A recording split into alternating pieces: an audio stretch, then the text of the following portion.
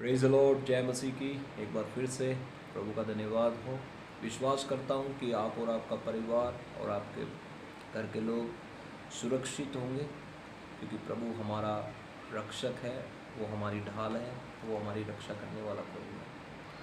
आज एक विषय लेकर मैं आपके साथ आपके बीच में आया हूँ, और मेरा वो विषय है जिसके बारे में मैं बहुत समय से मैं प्रार्थना कर रहा हूँ प्रभु से कि प्रभु आप सबको आपके घरों में, परिवारों में सुरक्षित रखे।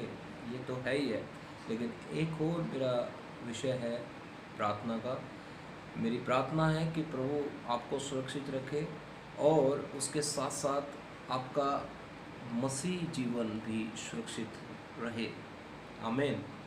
तो आज का जो विषय है वो ये है कि कैसे हम अपने मसीह जीवन को इस लॉकडाउन के अंदर कैसे हम अपने आप को सुरक्षित रख सकते हैं। क्योंकि एक समय था जब हमारे पास कलीसिया में हमारा आना जाना रहता था।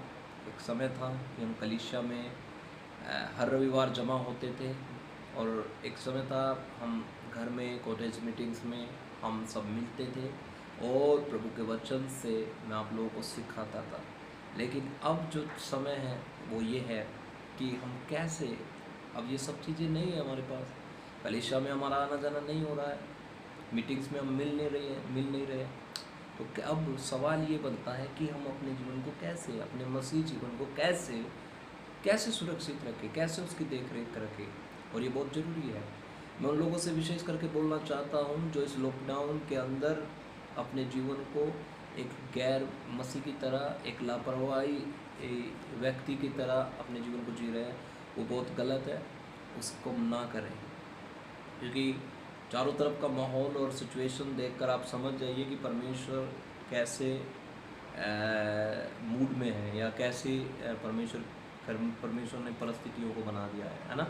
तो गंभीर समय है, दुख का समय है, तकलीफ का समय है। तो इस समय में हमें अपने आप को भी गंभीर करने की ज़रूरत है। तो मैं बात करना चाहता हूँ कि अपने मसीह जीवन को सुरक्षित कैसे रखें और उसकी कैसे देखभाल रखें। परमेश्वर के वचन में, इब्रानियों की पुस्तक में, उसके 2 अध्याय में और 1 वचन में इस प्रकार से लिखा है, इस कारण चाहिए कि हम उन बातों पर जो हमने सुनी हैं और भी मन लगाएं, ऐसा ना हो कि बहक कर उनसे दूर चले जाए। तो सबसे पहली बात जो बाइबल हमें बता रही है, परमेश्वर का वचन जो बता रहा है वो ये है कि जो बात हमने सुनी है, कब सुनी है? जब हम संगति में रहते थे, जब हम विश्वास में बढ़ रहे थे, प्रभु के दास हमें प्रचार से, वचन से, परमेश्वर के वचनों को सिखा रहे थे। तो वही बात आज फिर से प्रभु का वचन क्या कह रहा है कि जो बातें हमने सुनी है उन पर और भी मन लगाएं।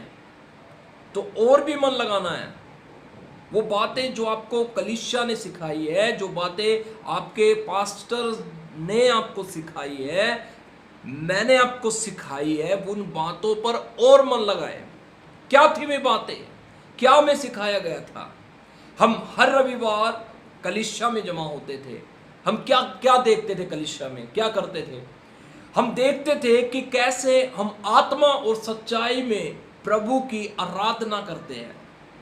तो पहली बात यह बनती है कि जो बातें हमने सुनी हैं वो ये है कि हमें प्रभु की आराधना, स्तुति अपने जीवन से लगातार रीति से करनी है।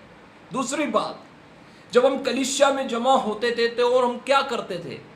हम बाइबल पढ़ते थे, परमेश्वर का वचन पढ़ते थे। वो आपको पढ़ना है, अपनी बाइबल को आपको प्रतिदिन पढ़ना है।